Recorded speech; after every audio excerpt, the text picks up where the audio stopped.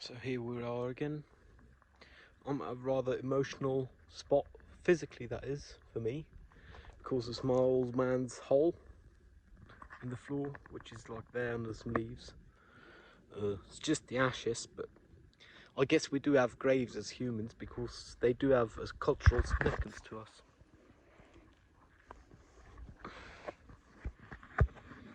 And I've been on a train of forgiving in the recent past. Sorry for all the shake. That's what happens when I hold the phone. But I can't say I've forgiven my old man quite yet. Like, he was my best friend, but I haven't forgiven him. And that's really what I need to figure out. I think that's still in the way of me and joy and a joyful life. Oh, and yeah, we're in the woods smoking, but no worries, I've got my own ashtray.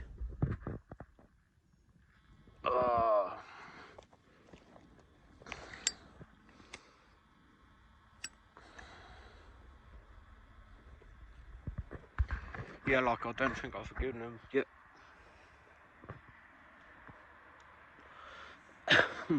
Sorry for the background noise, there's a road just here. And oddly enough, the parking spot is currently not a thing, so I'm just parked on the side of the forestry way, because apparently they're laying a new gas pipeline. Yeah, I still need to forgive my old man. Like, I hope I'll be able to one day.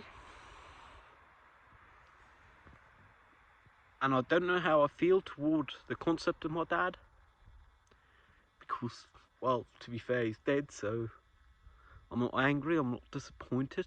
I guess I'm maybe disappointed.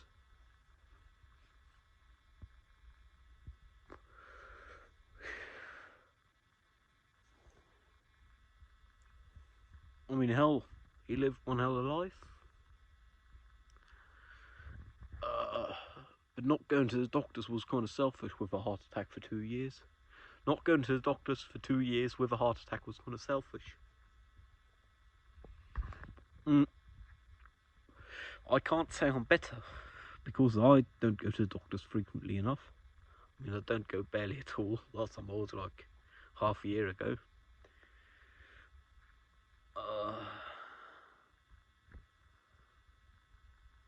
Yeah.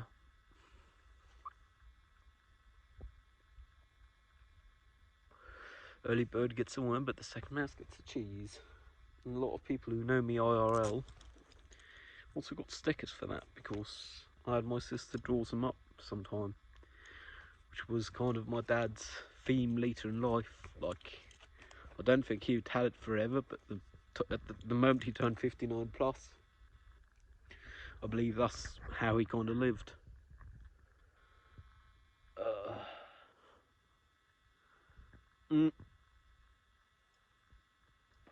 And I guess I am kind of proud to say I have no regrets. Like, I'm real proud of how I performed when he was there on the floor. Like, I called 122 instead of 112, the emergency number at first. But beyond that, I did everything right. And in a stress situation, that's like the best you can do. Plus 2 evenings before, so like 36 hours, I did tell him, you're either going to go to the doctors or make an appointment with the doctors to go there. I'm going to take you to the hospital against your will, because I'd noticed he went too well physically. Because if you kick the bucket, I got to live with that, you don't. Turns out I was bloody right. And I'm real happy I said that. Like, in the kind of I told you so way.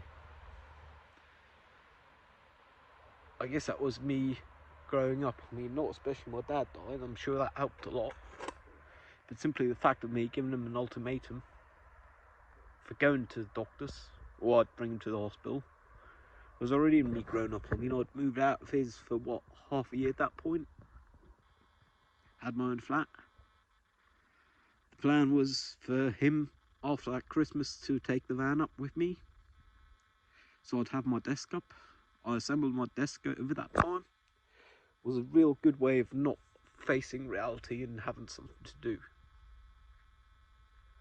There is things I would do differently with the desk now. I think it's slightly too wide and slightly too deep. It's 2 by 1 meters. I think 145 by 85 would be good enough for desk size. Phew, and I'm really sorry for all the camera shake. It's a bit Jono.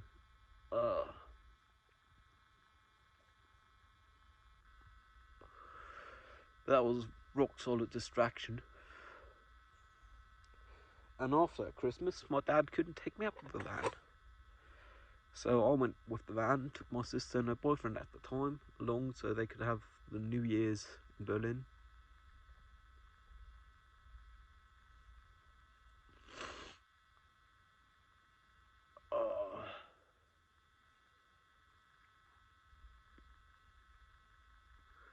Yeah, and since then I've had a bloody van. I mean, it took me 3/4 of a year to put in my name. But that also mean I had to insure it before it was in my name, on my name. Because the insurance hadn't sent the bill and just cancelled, apparently. Which is the benefit, because otherwise I wouldn't be able to afford the insurance for a van like this. But this way I managed to take over all the no claim benefits.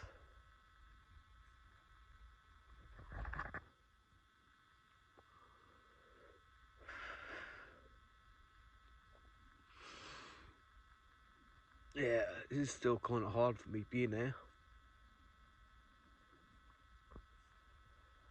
Evergreens actually rot like really badly because it's now been almost a year and a half that the ashes are in the ground, and there still is like evergreen twigs from whatever they put on top on the floor there, so I can actually tell where the hole is, or was, where the ashes are. Got another thing I can be proud of with the funeral, which is I figured I might as well right onto the urn, because it's like a plain wood urn, because the prize is the sticks. They don't want shit to last beyond all times. They don't want stones or nothing. Fair enough. But I actually came to the idea of perhaps writing on with markers for people who were there with the signature. For people to sign with markers for people who were there at the funeral. And I believe they actually took that over as a business idea. And I was still shaken because, well, it's bloody emotional for me. I think I'm going to go to the car for a smoke there. I like the car better than sitting here at the tree bottom. The floor is wet, so I'm happy I'm not sitting on the floor.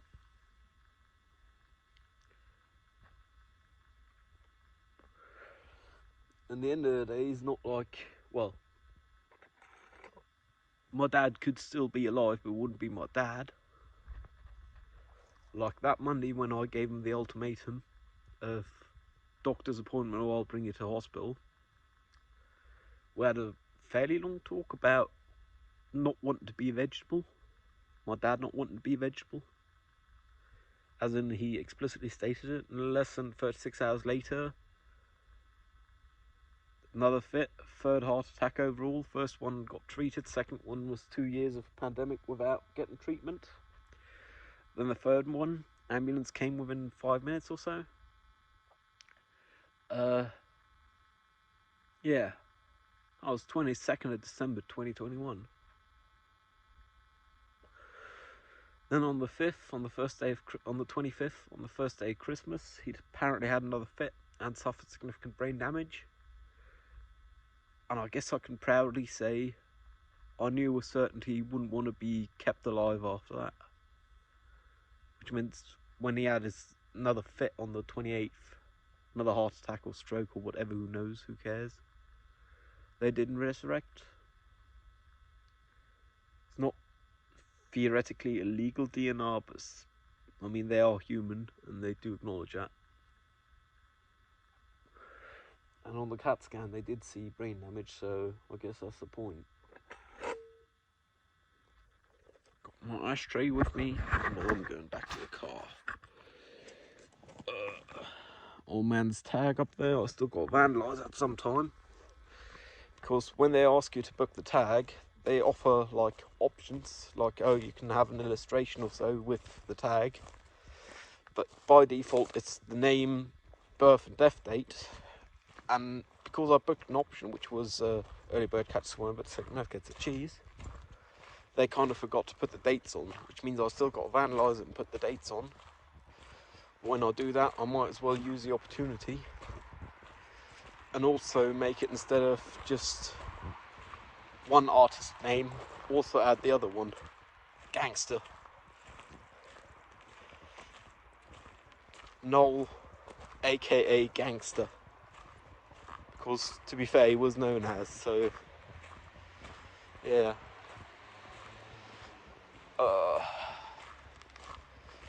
It's actually quite impressive, the pipeline they're building here. It's like solid ½ metre in diameter. Go all the way down the road. Here they've already welded recently. The rest of the week for me is going to be bloody busy. Like tomorrow I got therapy with a therapist, not just solo.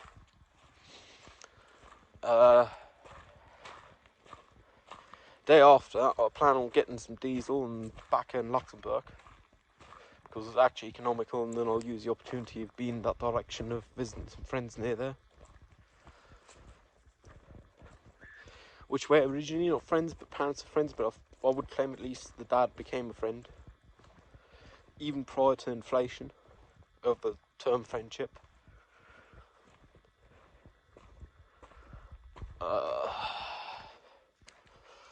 Ashtray on the roof, mustn't forget that. Put that in the back right away, and we can't forget it.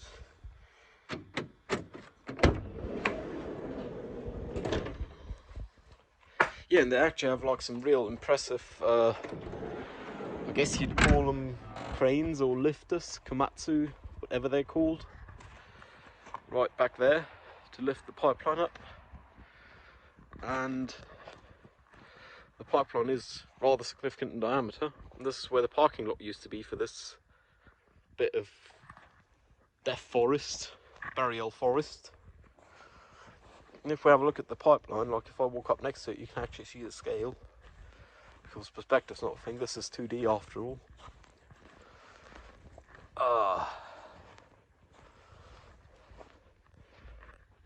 Yeah, so that's a not insignificant pipeline. And a real nice weld. Then again, pipeline welders are known to be rather decent welders.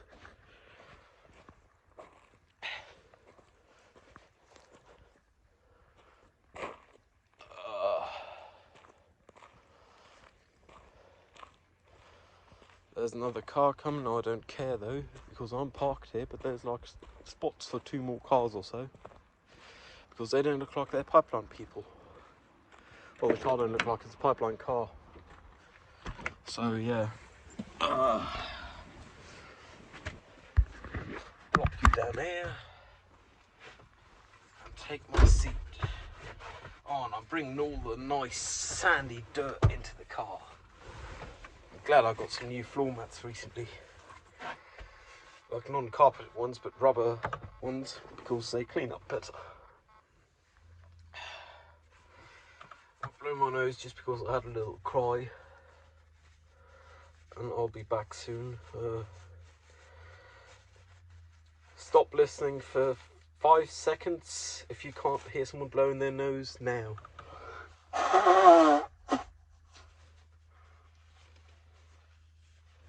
There we go. Yeah, I guess death is one of the few certainties in life for humans.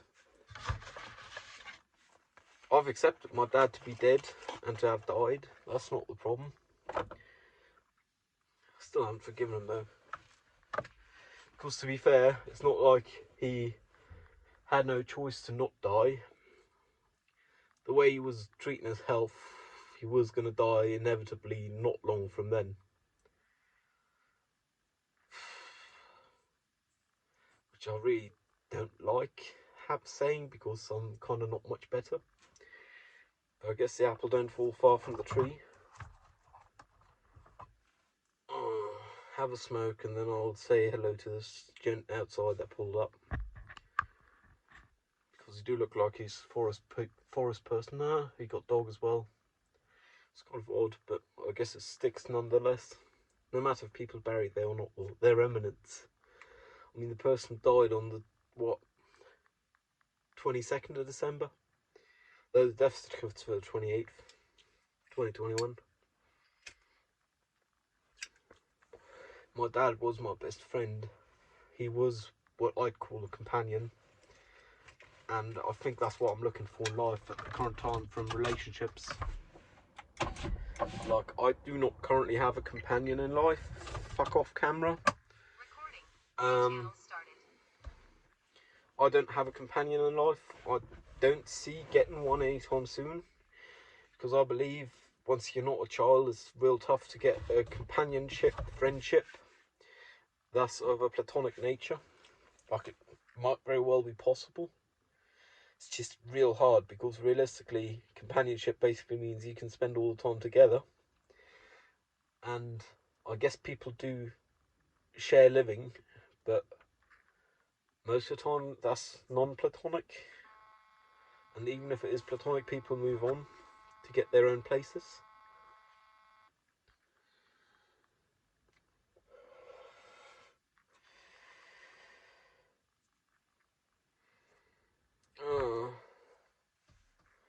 Thing is, I'm not really up for a romantic relationship.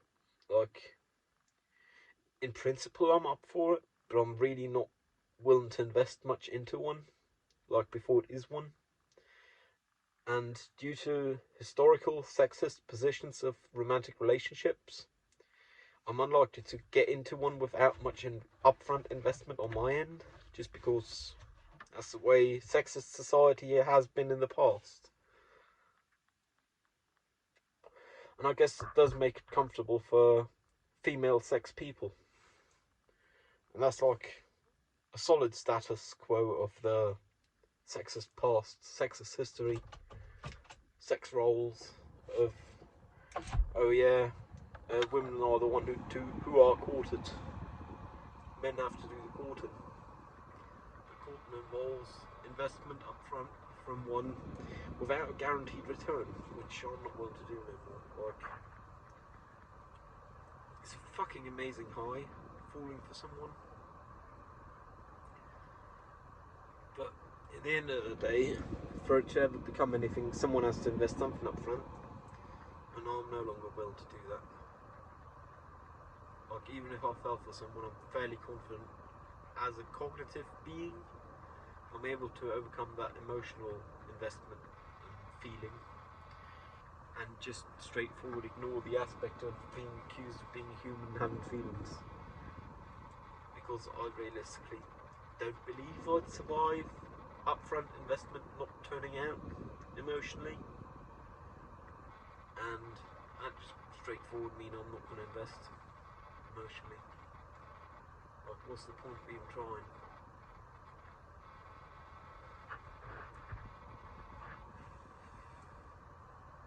I mean, I'd claim, based on my past figures, which are obviously not reflective of society as a whole, but in 10 people you court, perhaps one end up something for a while. And I'm not looking for companionship for a while, I'm kind of looking for something for life, and I've never had one of those turn out, so I can say less than 1 in 10 turn out for that. Which means it's really not worth it for me. Like, it's not going to be worth it for me for a long time. I guess I do have the benefit of being of male sex, which means theoretically I could have children well into my 60s. Realistically, I also have the aspect of having had a dad who had me when he was, well, who fathered me when I was born. He was 41, and that was like the maximum kind of age gap I'd want to risk. I'm well over halfway to 41, but I wouldn't count the first 10 years of life as being human. You're kind of just a child learning how to walk, talk, and even later you haven't figured out language. I mean, I haven't figured out language all the way yet. One might claim I can't talk quite yet. Well, I can talk, but I can't speak.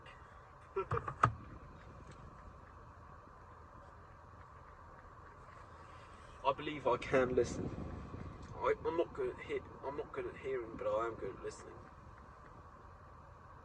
And in some instances, like especially when it's critiquing me, just because I have bad self-esteem, I can even listen when I'm hearing it.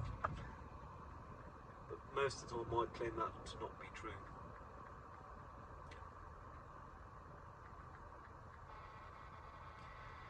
When I utter words toward others, words of advice or whatever, I try to actually say something, not just speak. Because it ups the value of my word, like in general. But I'm also way too serious a person. Like, I joke around way less than some other people. Some other people I know who've managed to make it for life, like who have a partner who is their companion even, who are set up for life and don't got to worry about like existential threats. Well, beyond the ones that humankind have to worry about, like nuclear war. So those are ones everyone worry about every now and then, I guess.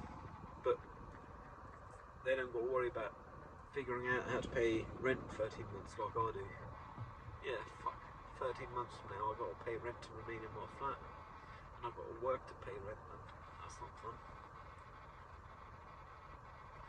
Over the past few days I've also got the feedback that my timeline for applying for an internship beginning next month, so like Friday, maybe the week after, so that'd be calendar week 36 of the year, for starting an internship in October might be somewhat unrealistic. I don't think it is still, but all that feedback have gotten me to worry to some degree, I guess, because surprise, can't turn time back, can't apply half a year ago. But I'm confident it'll work out because the universe works in mysterious ways.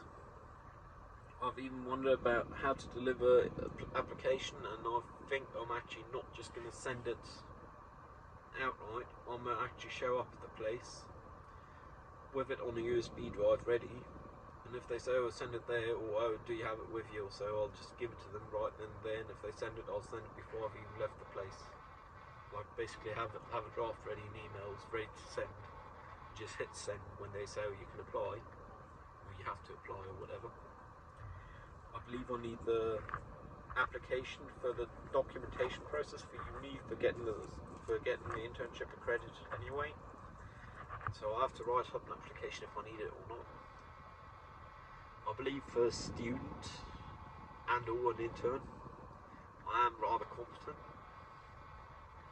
which makes me a great deal for my potential internship place of internship. Because I'll be a very cheap workforce, like they got to pay insurance and they don't got to pay me nothing. It's a one kind of long-term internship that you ain't got to be paid for. Mandatory one for studying.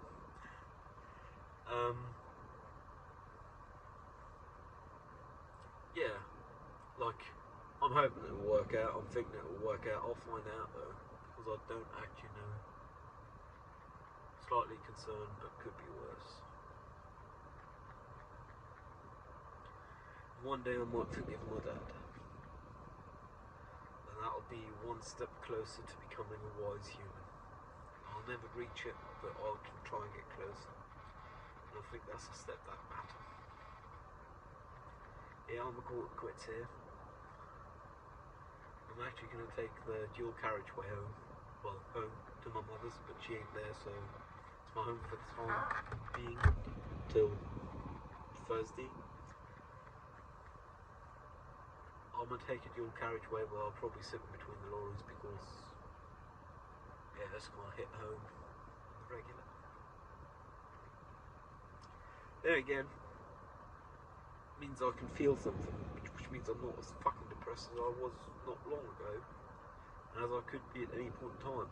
I could be worse off, because I can feel something. Feeling something is not always pleasant, but it's certainly more pleasant than not being able to feel none. So yay, I guess. Hope you feel something too. Stay safe. Cheerio.